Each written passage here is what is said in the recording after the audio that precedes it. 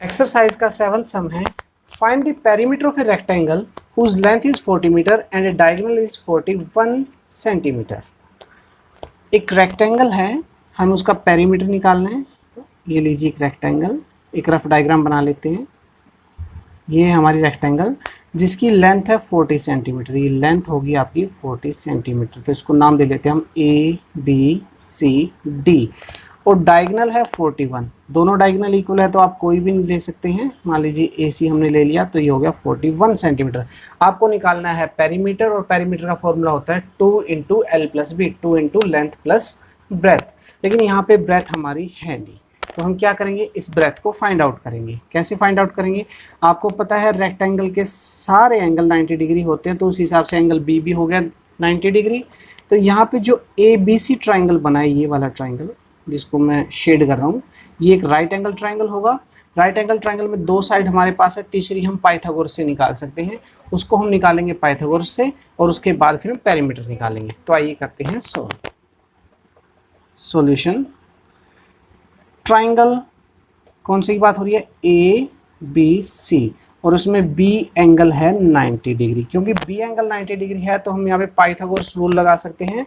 तो यहाँ हम लिखेंगे by Pythagoras, by Pythagoras rule. Pythagoras rule क्या कहेगा, सबसे बड़ी जो साइड होगी वो कौन सी है, AC। 90 के सामने वाली सबसे बड़ी साइड AC का स्क्वायर इक्वल होगा बाकी दोनों साइड का स्क्वायर, यानी कि AB square plus BC square, या BC square plus AB square, उसमें कोई फर्क नहीं है। AC हमें दिया गया 41, तो आ जाएगा 41 का स्क्वायर। AB है हमारा 40, तो आ जाएगा 40 का स्क्वायर, और BC ये हमें निकालना है। तो पहले हम करेंगे 41 का स्क्वायर। अब 41 का स्क्वायर करने के लिए आप 41 को 41 से मल्टीप्लाई कर लो। 41 1 के साथ मल्टीप्लाई हुआ तो 41 क्रॉस लग गया, 4 के साथ 4 1 जा 4, 4 4 जा 16, तो ये आ गया 1816। So this is 1618, 1681।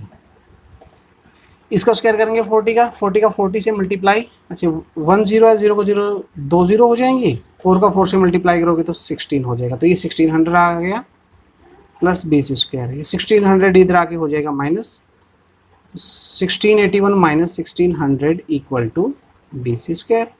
ये आ गया, माइनस करेंगे तो 81 is equal to BC square. तो आपको पता है 81 9 का स्क्वायर होता है, तो 9 का square is equal to BC का स्क्वायर, स्क्वायर से कट गया स्क्वायर, तो BC आ गया हमारा 9 सेंटीमीटर।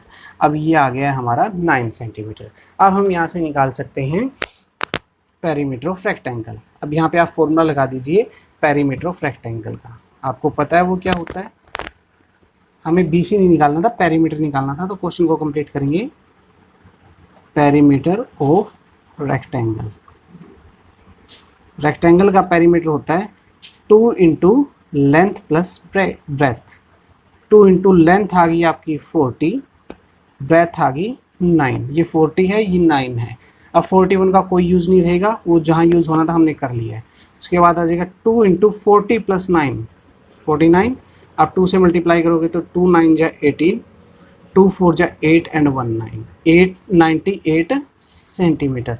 और यहाँ पे ध्यान रखना है पेरीमीटर है तो सेंटीमीटर होगा, एरिया होता तो सेंटीमीटर स्क्वायर। तो ये हमारा हो जाएगा 7 सम। उम्मीद करता हूँ आपको समझ में आया होगा। एक्सरसाइज का लास्ट सम, चैप्टर का लास्ट सम है ये। The diagonal of a rhombus measure 16 centimetre and 30 centimetre, find its perimeter.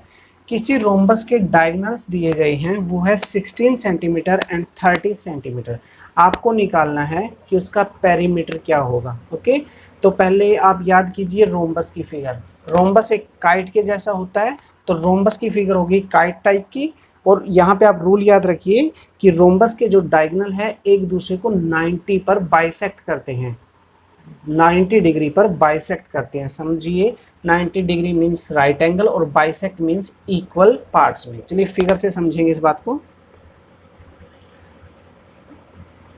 Rhombus वो फिगर होती है जिसकी सारी साइड इक्वल होती हैं, तो इसी तरह से हम बनाते हैं।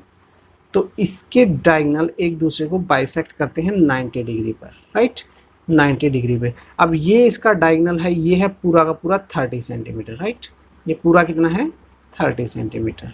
यहाँ से लेके यहाँ तक ये 30 सेंटीमीटर, नाम दे देता हूँ ABCD। तो AC है 30 सेंटीमीटर, अगर ये O पर बाइसेक्ट करते हैं तो OC हो गया आपका 15 सेंटीमीटर, राइट। इसी प्रकार DB है आपका 16 सेंटीमीटर, तो OB आ जाएगा आपका 8 सेंटीमीटर, राइट। अब इससे ये देखिए ये एक राइट एंगल ट्रायंगल बन गया, जो मैंने शेड किया राइट एंगल ट्रायंगल बन गया, और पाइथागोरस लगा के हम BC निकाल सकते हैं। अगर BC आ जाएगा तो आपको पता है कि रोम्बस की सारी साइड इक्वल होती है, 4 से मल्टीप्लाई करेंगे और इसका पेरीमीटर निकाल देंगे। तो आइए क्वेश्चन शुरू करते हैं। सॉल्यूशन में हो जाएगा in triangle OBC, triangle OBC जिसको मैंने शेड किया है, आपको यहाँ पता लग गया कि एंगल O होता है 90 डिग्री। तो यहाँ पे हम लगा देंगे पाइथागोरस, लिखेंगे बाय पाइथागोरस रूल। आपको पता है पूरी एक्सरसाइज पाइथागोरस रूल से ही चल रही है। तो यहाँ पे होगा हाइपोटेन्यूज का स्क्वायर, हाइपोटेन्यूज का square equal to perpendicular square plus base square. Hypotenuse होती है सबसे बड़ी साइड, तो सबसे बड़ी साइड है इसमें BC, BC का square is equal to perpendicular हो गया OC, यानी कि OC का स्क्वायर प्लस OB का स्क्वायर। तो BC का स्क्वायर इज इक्वल टू आ गया OC, OC है आपका 15 का स्क्वायर, और OB है आपका 8 का स्क्वायर। चलिए सोल्व करेंगे। BC square is equal to 15 का स्क्वायर, 15 को 15 से मल्टीप्लाई करेंगे तो आपको मिलेगा 225। 8 का स्क्वायर 8 इंटू 8 64, जब आप ऐड करेंगे तो आपका आ जाएगा BC square is equal to 5 + 4 9, 2 + 6 8 and 289।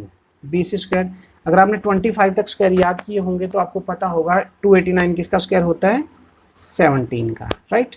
तो ये 17 का स्क्वायर लिख सकते हैं 289 को, 17 इंटू 17 289 होता है। अब स्क्वायर से हो जाएगा हमारा स्क्वायर कैंसिल, तो BC इक्वल आ गया 17 सेंटीमीटर के।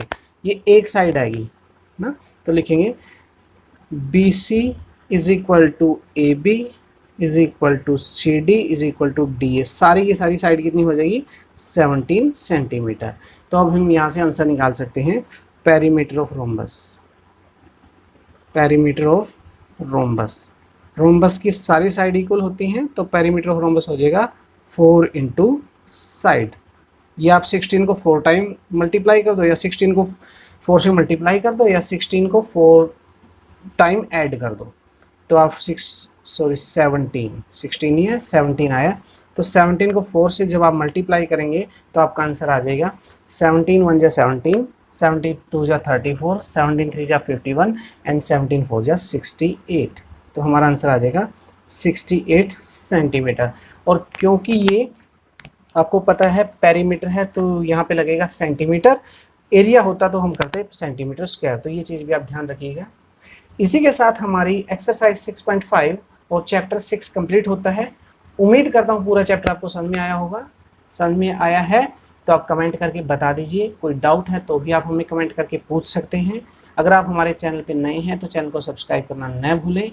अगली बार फिर मिलेंगे नेक्स्ट चैप्टर के साथ, तब तक के लिए धन्यवाद।